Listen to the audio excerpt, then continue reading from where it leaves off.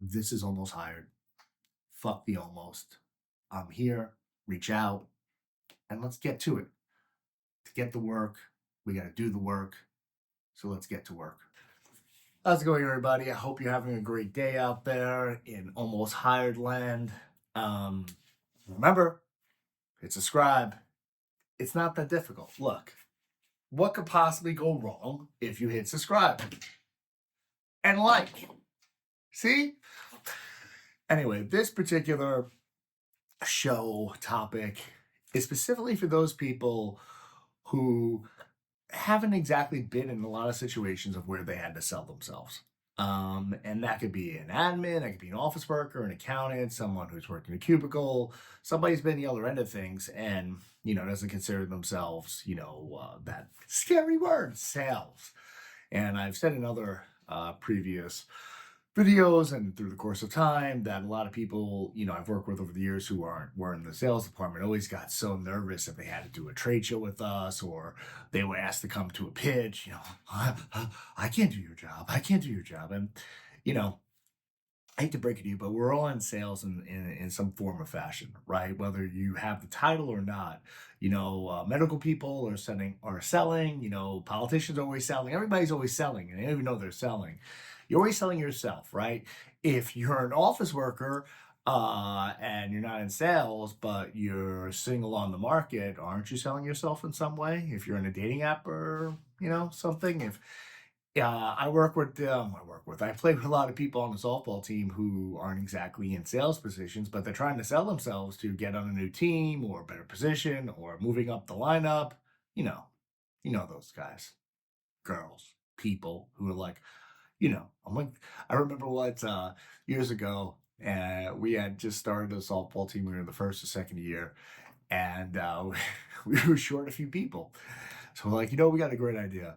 We're gonna put out an ad on Craigslist, and we're gonna do tryouts. Like we thought we were the you know Yankees or something, right? And this one guy answered our post. When Craigslist was real popular, and I guess it was like the Tinder for softball players. We thought. And he wrote back, I'll never forget. He goes, I'm your Barry Bonds of the Kings County Softball League or something to that effect. And I'm like, all right, well, let's give this person a shot. This guy came down and I don't even know if he was the buh in Barry, you know what I mean? And anybody who ever watched a James Bond film, this guy should be ashamed that he even used the name. It wasn't very good. But my point being is he was trying to sell himself, right? And he did a great job of like at least getting our attention because we got a lot of people who replied to the ad. Believe it or not, people go on Craigslist to find softball teams apparently. So there you go. If you didn't know that, check. That is a true fact. So yeah, but you know what?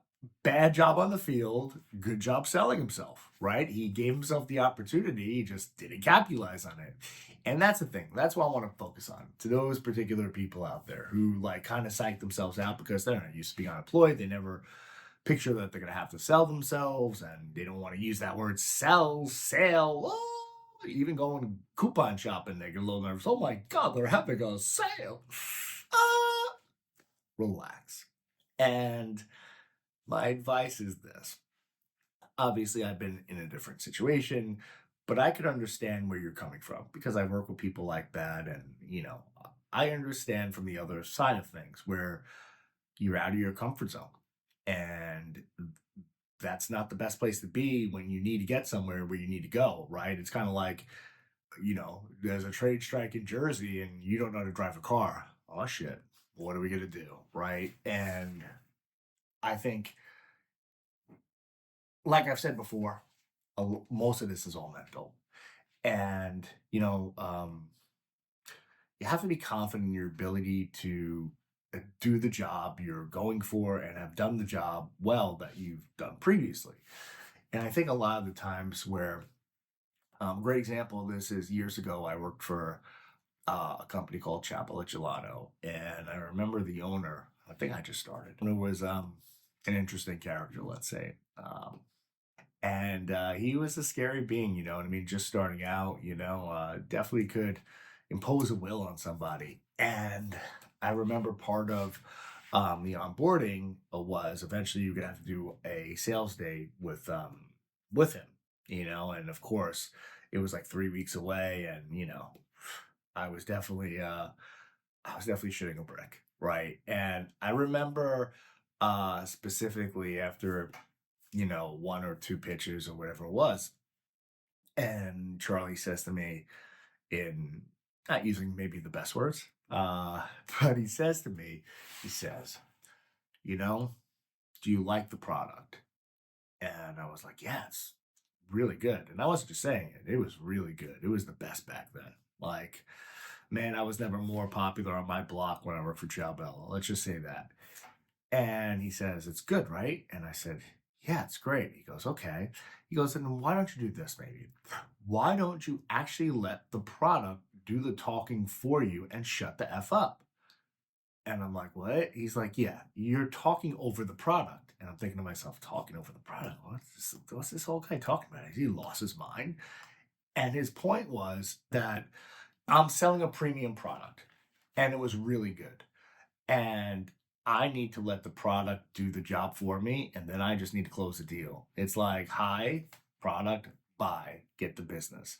And it's a great example of, hey, if you have the experience and you're really good at what you do, let your work speak for you when you're on the interview. And you should have confidence about that. And you should be confident in, what you've done. And here's the thing, don't think too much. Because I've always said, like, hey, the more we think, better off we may not be. So it's imperative to, your ongoing success and your ability to get back into the job market that we think less and do more. And if you do the work before the work and you've done the work well, and you're qualified in order to do this work really well, then those are things that you're checking all the boxes. Just don't sink your own battleship. And it's one of those things of where if you come in with this energy of feeling uncomfortable and psyching yourself out before and thinking to yourself, I can't sell myself, there's better people out there, it's too competitive a job market, I don't know what I'm going to do, I'm going to have to move back home with my mom, I'm going to have to clear on my 401k, I'm going to have to sell that autograph from Derek Jeter that I'm still not sure if it's real or not, whatever it may be. You're sinking your own battleship beforehand. It's, hey, listen, just don't sink your battleship, right? If you go in there and you have the experience that is really good, and you've got the interview, and you give short answers, let them speak, but just be confident, not so much in, you know, um, maybe how you really feel, but remember, it's act as if and perception is reality. So dress the part, listen, dress for success. Go out there, if you want to get your hair done beforehand or, you want to go buy an outfit or whatever it may be, whatever it is that's going to make you feel more comfortable and confident in yourself. Because outside of work, without selling yourself, I'm sure you've gone out with your friends, your girlfriends, you've been in groups, and, you let your guard down and you are who you are, whether you're an introvert or an extrovert, that's irrelevant. You've been in social situations and you know uh, you've sold yourself before without knowing you've actually sold yourself. And I think it's one of those things where it's like I always say, don't start actually reading about the company or about the questions or about your game plan till an hour or two before the actual meeting or interview. That way it's fresh in your head, you're not really overthinking it. Like I said, go out, do whatever makes you feel comfortable beforehand, and be confident in who you are and what you've done, right? And it's one of those things of where, like, listen, talk less, let your experience do more, give off that energy of confidence. And you don't have to talk a lot uh, to sell yourself for every particular role. If you're confident and you come off really well and your resume fits with that confidence, and you understand the company and you show you've done your homework and you look like $1 million, that's how it's going to be done. But overthinking and sinking the ships beforehand and saying to yourself you can't do something before you try to do something, you know, isn't a winning proposition, and it never works out. 2 plus 2 is never going to be 4 in that scenario. So it's important that you go in, because I've always said 70% of this is mental. You know, if you're applying for particular spots and working with recruiters, odds are you have that experience and you match up well. So that 30% usually is clicked out, because if you're getting the interviews, that 30% is covered. It's that 70%, right? It's up here. And we all do it. I mean, I remember, I think I was playing my last year of American Legion ball, and I was having some bad luck. I always go back to sports analogies because I think it's easy to understand those, right? Like strikeout, hit, I think it's basic 101. So it's easy for people to understand the analogies that I'm trying to compare, and it makes it simple to understand.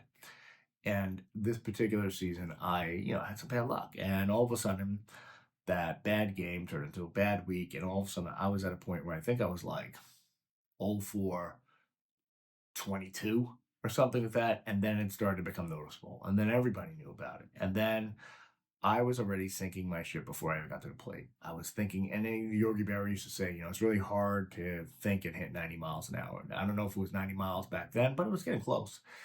And, I struggled, and, it was all me. Like I was already out before I even got to the plate. And that's what a lot of people do in terms of interviews, and they psych themselves out and, overthink something. They can't sleep, they get anxiety. And these are all things that, are normal. Like it's okay not to be okay about something. But again, your job, my job, our job is to put ourselves in the best situation in order to be successful. And I'm sure if you've worked in an office setting, or you're organized and you've worked on the administrative end or accounting or whatever that may be, you're pretty good with organization. And that probably means you have a good resume, you've done your homework, you're good at that end, but, you're good on that end, but you're not good on this end, right? And a lot of people like that. But, think about this: you're up against the competition. And if you're in that space, a lot of people probably feel the same way like you do. So, you're not alone, but you have to make yourself stand out. And no matter how much nervous or how much you may overthink,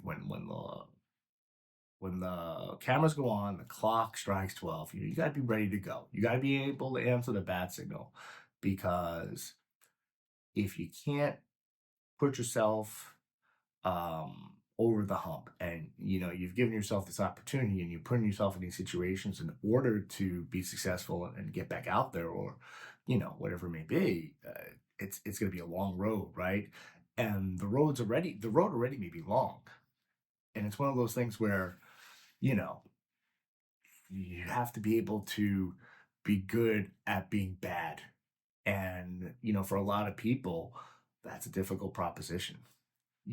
It's just, it is. And for a lot of people who aren't used to being in that seat of selling themselves, psych themselves out, or they're uncomfortable, or, they're just not used to it, right? Because the hardest thing to do is being out your comfort zone.